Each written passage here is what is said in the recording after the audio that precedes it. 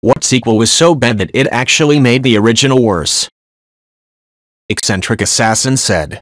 It wasn't a sequel, but X-Men Apocalypse completely shit all over this beautifully wrapped X-Men Days of Future Past, in which they got all of the original actors from the first 3 movies, fixed the timeline issues, and had some beautiful and touching moments.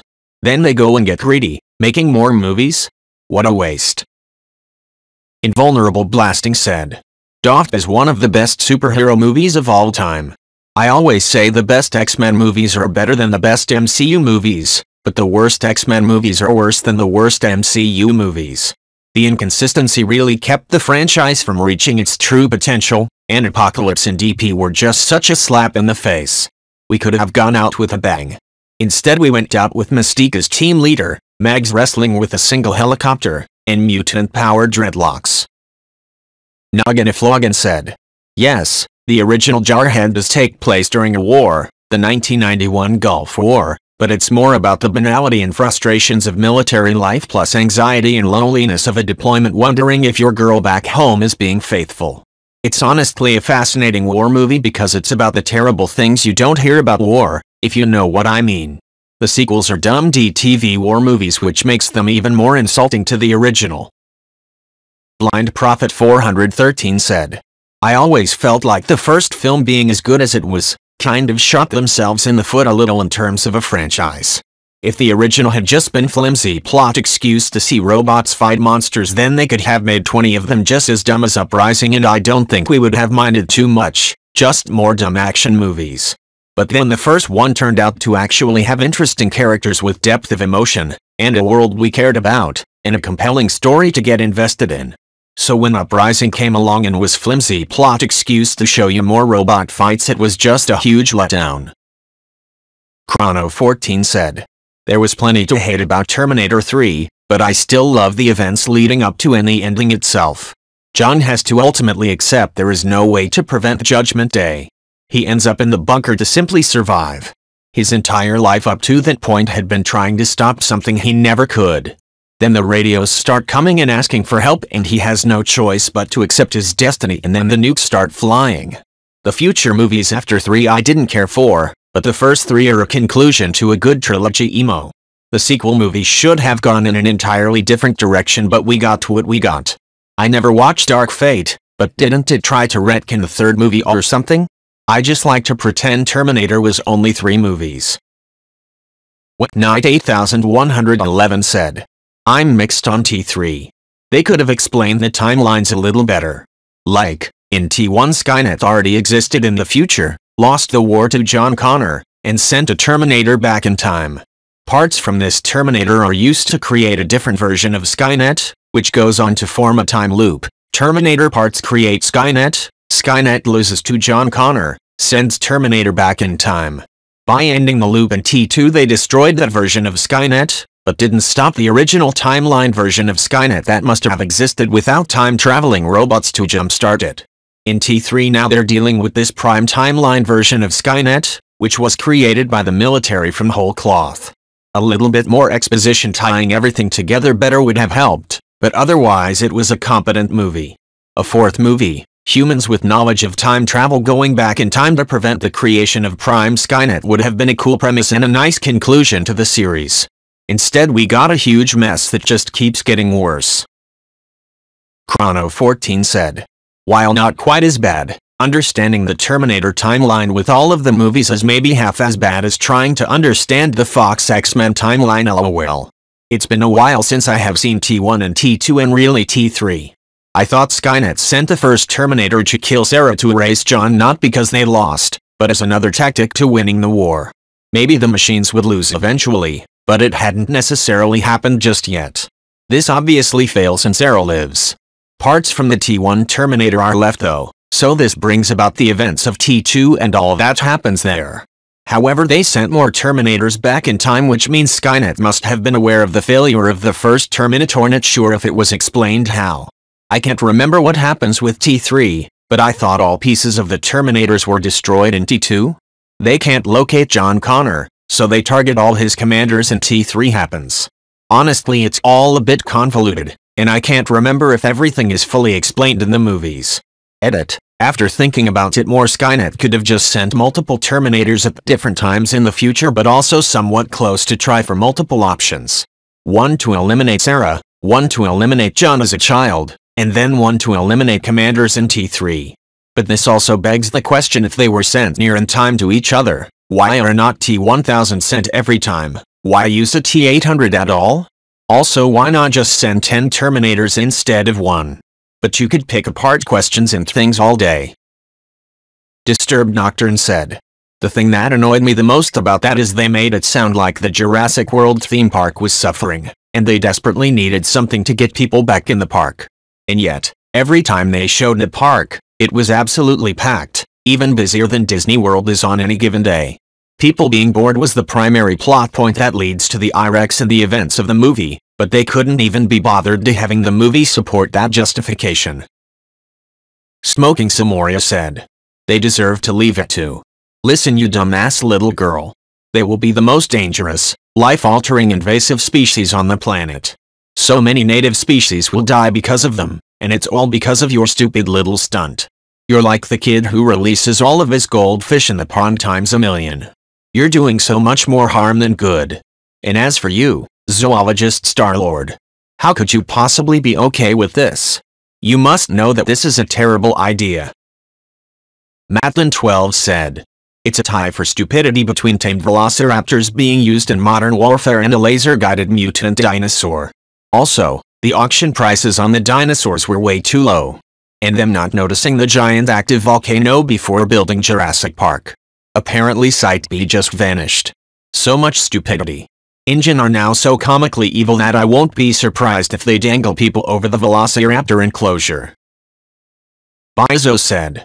I've watched him, Dexter, House of Cards, and Lost all the way through. All of them had seriously disappointing endings, but the extent to which the writers of Gut went to piss off viewers deserves its own meta-study. They took you on this roller coaster that promised to have a thrilling ending and instead just petered out and stopped altogether. In the end, they only wanted to subvert expectations, which is great if it has meaning. If I push my car into a quarry and it turns out it's because of some insurance scam, or the car was used as a murder weapon, or it was stolen, that would be a story. But if I do it just because people aren't expecting me to do it, that's dumb as fuck. Raincoats George said.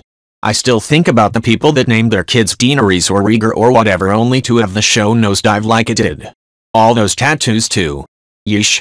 Personally, I think the writing is on the wall that the books will never be finished and George has moved on after getting his cash in, so the show is really the legacy. And what we got was just a big pile of disappointment. Like watching 8 seasons of the Geraldo Rivera safe.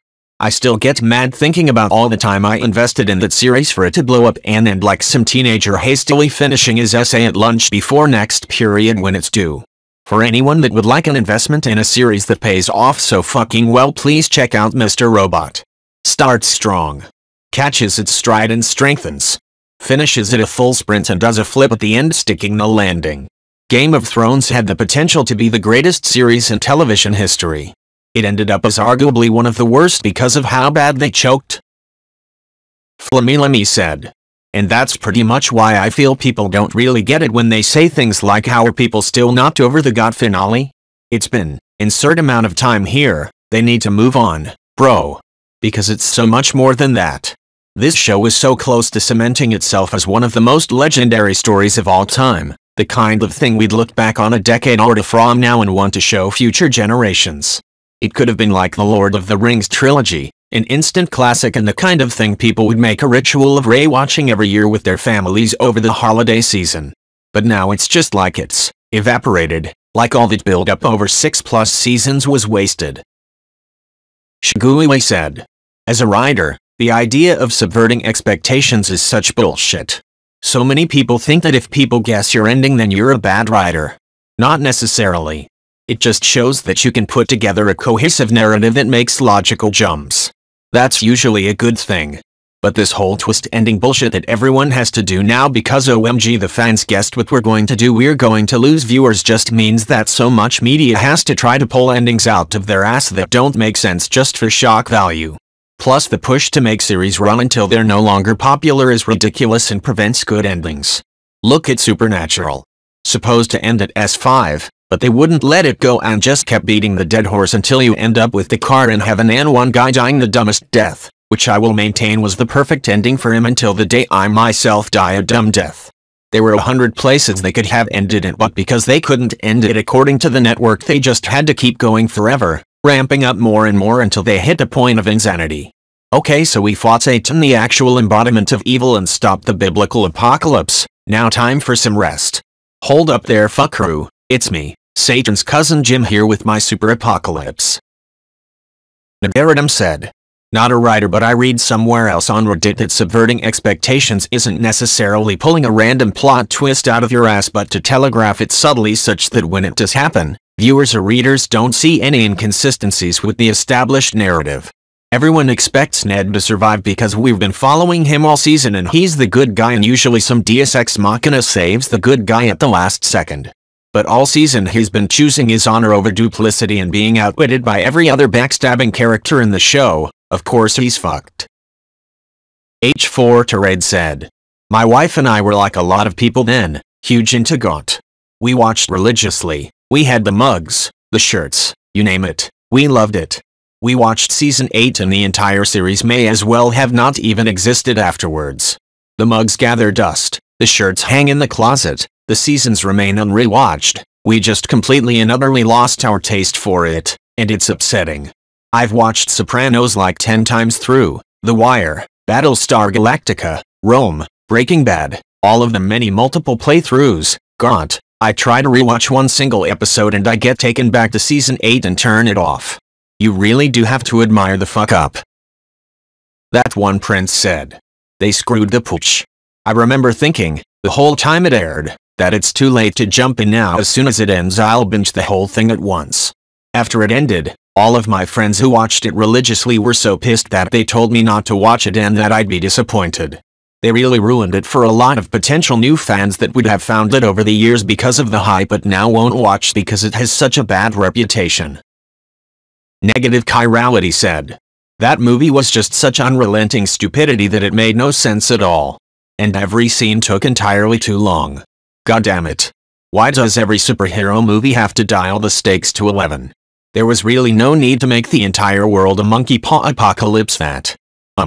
Everyone just forgot about after?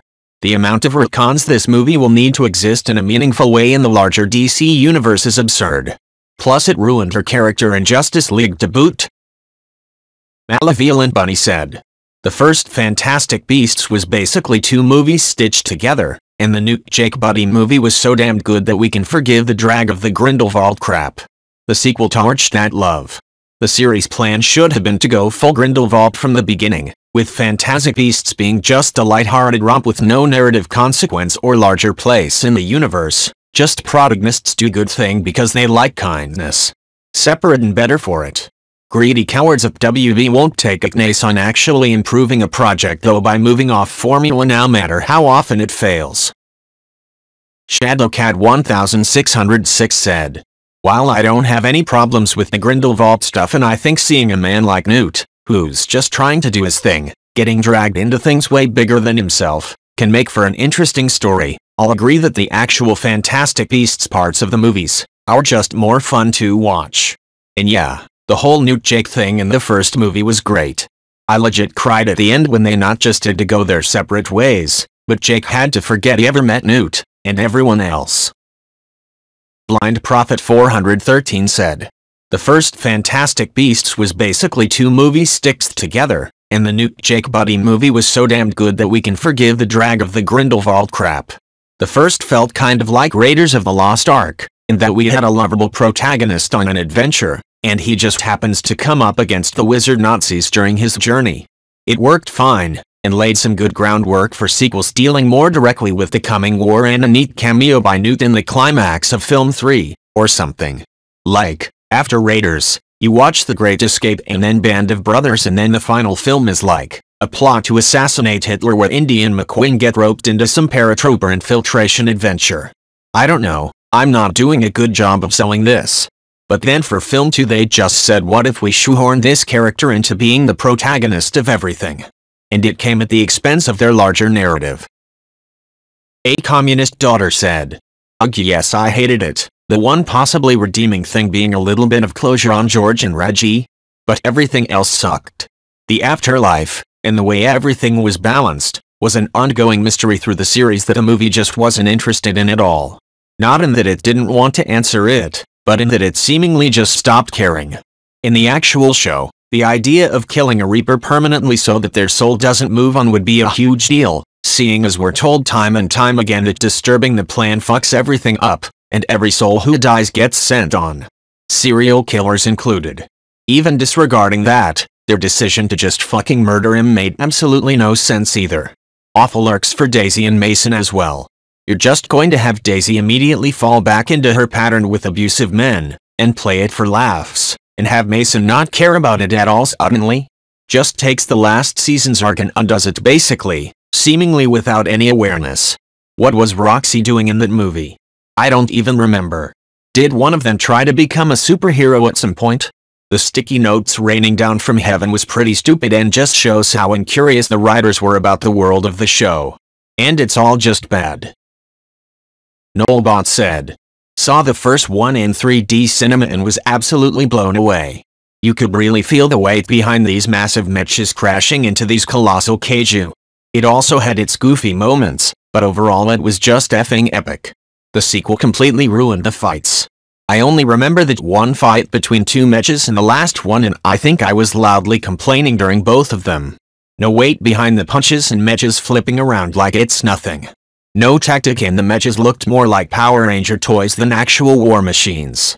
And the enemy is not defeated because of clever adjustments or a plan, but by whatever would probably be kinda cool at that moment. Severe disappointment for me, but it made me immediately rewatch the original, so it wasn't all bad XD." 00PT said, "This, but not because it's inherently a bad idea. Instead, it's because they apparently made the ending with absolutely no consideration of the themes of the first three or the characterization that was made so far. Woody was the most loyal toy, as emphasized every time we saw him, but in the end he willingly abandons his owner.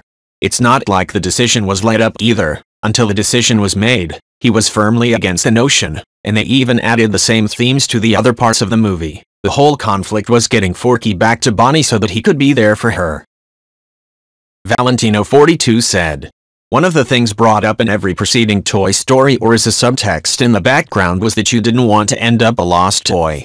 It's why Woody goes to rescue Buzz in the first movie. It's why Woody freaks out when he and Buzz get left behind later in the movie. It ties into Jesse's abandonment issues in the sequel. It's what makes Lot so evil in Toy Story 3. Being lost and not having an owner was a recurring theme, and it is the crux of Woody's arc, realizing that being lost isn't the end. He is his own person and doesn't have to be defined by having an owner." Fear 1300 said, "Aliens didn't really ruin Alien.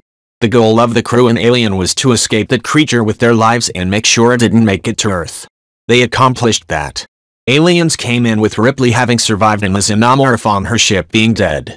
Ripley's new life wasn't sunshine and rainbows, but it was a life. Then it introduced a new source of xenomorphs that she volunteered to go fight with a bit of convincing. Aliens ended with Ripley, Newt, Hicks, and Bishop escaping, and thinking they'd completed their mission. Then Aliens 3 opens up and nope, Newt and Hicks were killed by the secret alien that snuck aboard the ship while they weren't looking. Bishop was too damaged to repair, and Ripley was infected with a chest burster. So all of her efforts to escape in Aliens were completely wasted and irrelevant." Sadman Vaporwab said, "I know that this has probably been said like a million times at this point, but the Star Wars sequel trilogy fits this prompt to a T. Within the span of 3 movies, Disney was able to invalidate the prophecy which formed the overarching story thread of the original and prequel trilogy, undid the point of Vader's sacrifice at the end of Return of the Jedi, took all the character development from 4-6 forming that archetypal hero's journey and threw it away for horribly timed cheap laughs. More than any of this though, it effectively trashed the world building that had been painstakingly assembled up until that point. When creating a coherent series, it's important to establish what can and cannot be done. Furthermore, creators who do a good job of this set important expectations as to the narrative tone. I'm not saying you can't do a cool postmodern take on the series, KOTOR 2, or see the world through the eyes of a villain, Bane, but to have a character facing down a group of supposedly the most evil motherfuckers in the universe, The First Order, and crack an oddly timed Yo Mama joke shows the audience that the characters, nor the creators, are invested in the plot, so why should the audience be? Haxie90 said. What? Podk is probably the franchise I'm most connected to, more than Star Wars or LOTR, so, saying a lot, since I like those very much.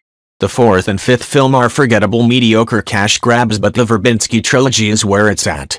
I'm always so shocked what little love Dead Man's Chest and At World's End get.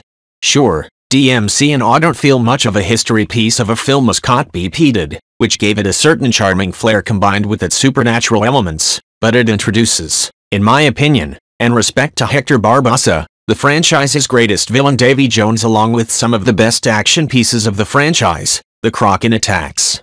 The overall story of DMC and A is great, though a bit convoluted compared to the simple A-to-B storyline of COD BP. Nambit said. Drawn to Life 2. The original Drawn to Life is a charming little dice game where you play as the god of these adorable little creatures called the Raposa, and go through platforming levels creating weapons, tools, platforms, to use in order to rescue other Raposa from the levels, as well as things for the Raposa, and by create you literally had to draw them, hence the title, in a fight against a dark force. Hardly a complex storyline, but it's charming all the same. The sequel fucks this up. See, near the end of the first game, you rescue Mike from a level. Mike is a joke character, he's not actually a Raposa, he's a human, and his existence in the game is mostly just to make jokes about how he himself is out of place. The sequel slowly unveils through its story that Mike is the most important character to the story. By the end it's revealed that actually the whole thing, the entire game and the world of the Raposa is nothing more than a coma dream in Mike's head while he is hospital. Everything you did not only in the game, but the first one as well, was completely meaningless because all of it was just a dream. Demer21 said. Gonna stick my neck out on this one. I personally do not like Legend of Korra. Each plot and arc is a direct attack on every cool and awesome thing from Atla. I don't hate Korra or the idea that it is about the end of the Avatar, I just think every point of tension in the series is built around making the best moments of Atla lame. It left me feeling like they took a top 10 list of episodes moments from the original series and asked how can we make this ordinary and exciting.